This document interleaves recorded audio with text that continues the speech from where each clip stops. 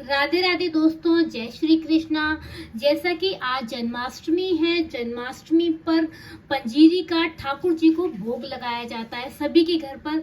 तो आज हम बना रहे हैं ऐसी स्वादिष्ट पंजीरी, और जो हेल्दी भी है, खाने में बच्चों को भी बहुत फायदा करती है। तो आज हम इतनी अच्छी तरह से पंजीरी बनाने वाले हैं कि आप भी इसी तरह से पंजीरी बनाएंगे।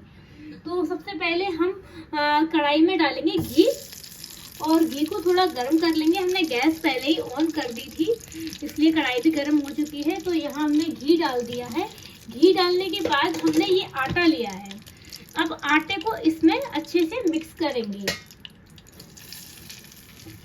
आप अगर घी में आटे को भूनेंगे तो इसका टेस्ट बहुत ही अच्छा आता है। पंजीरी में बहुत स्वादिष्ट बनती है और स्वाद भी दुगना हो जाता है और हेल्दी भी रहती है। इसका आप चाहें तो हलवा भी बना सकते हैं, और ये आप नॉर्मली जन्माष्टमी पर भी बना सकते हैं, और आप बिना जन्माष्टमी के भी इस पंजीरी को बना सकते हैं। ये बच्चों के लिए तो बहुत ही हेल्दी फूड है।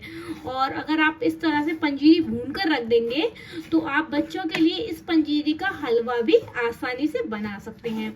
तो मैं यहाँ ये भून रही हूँ, और गैस को बिल्कुल स्लो मतलब फ्लेम पर रखा है ये मैंने, और यहाँ मैं चलाते हुए पंजीरी को भूनूंगी।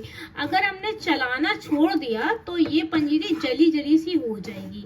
तो यहाँ ये मैंने बूरा भी लिया है, और ये कुछ ड्राई फ्रूट्स लिए हैं, मखाने और अखरोट।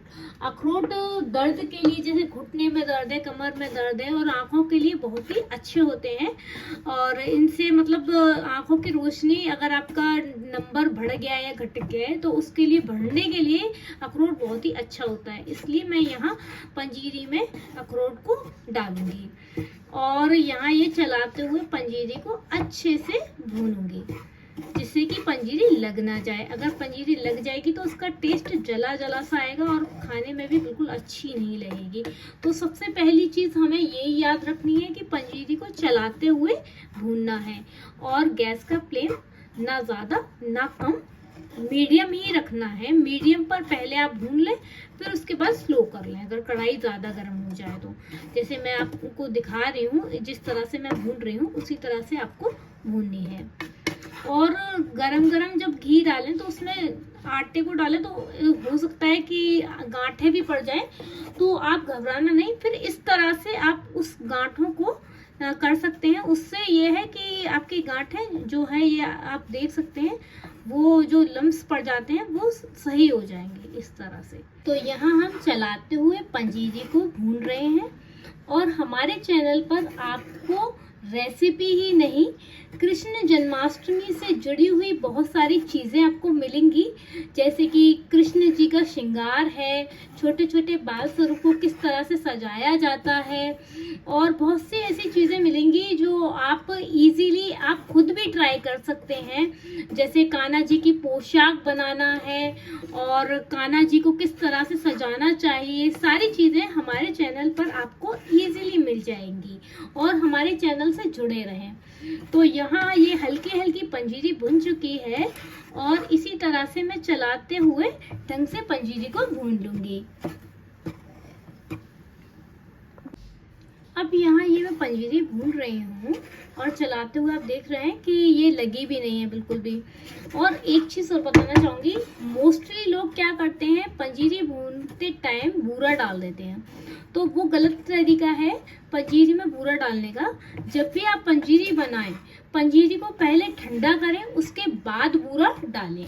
तो यहाँ मैं ये पहले पंजीरी को भून लूंगी, फिर इसको पंखे के नीचे ठंडा करने रख दूंगी, उसके बाद ही इसमें बूरा मिक्स करूंगी। अगर ये पंजीरी में बूरा मिक्स कर देंगे तो ये थोड़ा लड्डू टाइप की बन जाएगी, लिबलिबी टाइप की पंजीरी हो जाएगी। और हमें अच्छे से पंजीरी बनानी है, तो इसको ठंडा करके तभी इसमें बूरा मिलाना है। और सबसे मेन चीज़ क्या है कि हमें पंजीरी जब भी बनानी है ठाकुर जी के लिए, तो उसमें तुलसी ज़रूर डालनी है, क्योंकि तुलसी ठाकुर जी को अति प्रिय है। और अगर ठाकुर जी के भोग में तुलसी डल जाए तो स्वयं कहते हैं कि ठाकुर जी स्वयं खुद ग्रहण बहुत जल्दी कर लेते हैं, और उस चीज़ में कमी कभी नहीं आती है। तो जब भी आप ठाकुर जी को भोग लगाएं तो उसमें तुलसी ज़रूर डालें। ये आप विशेष याद रखें। ये सारी छोटी छोटी चीज़ें हमें याद रखनी होती हैं और उसी तरह से हमें चलना होता है और वही हमें करना भी होता है। तो फाइनली हमारी यहाँ पंजीरी भुन चुकी है और हमें पंजीरी को ब्राउन कलर की भूनना है। तो यहाँ ये हमने ब्राउन कलर की पंजीरी भून ली है। अब इसको ठंडा कर लेंगे और भुनने के बाद जब गैस आप बंद करें तो कढ़ाई को इस तरह से ना छोड़ें, क्योंकि कढ़ाई गर्म होती है तो हो सकता है नीचे आपकी पंजीरी जल जाए। इसलिए आपको जब भी आप गैस बंद करें इस चीज़ का भी ध्यान रखना है कि पंजीरी को ऐसे नहीं छोड़ना।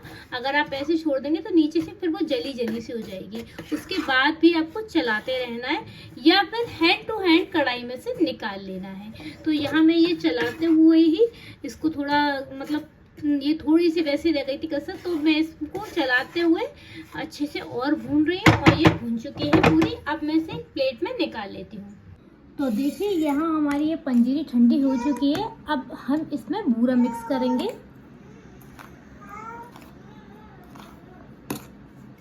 इस तरह से मिलाते हुए तो यहाँ ये मैं बूरा मिक्स कर रही हूँ। बूरे में ये गांठें हैं, इनको अच्छे से फोड़ ले रही हूँ और अच्छे से हाथ से मिक्स कर रही हूँ। तो फाइनली इसमें बूरा भी मिक्स हो चुका है। अब इसमें मैंने कुछ डाले काजू के पीसेस और ये डाले मखाने और अखरोट और इन सबको भी अच्छे से मिक्स कर लिया।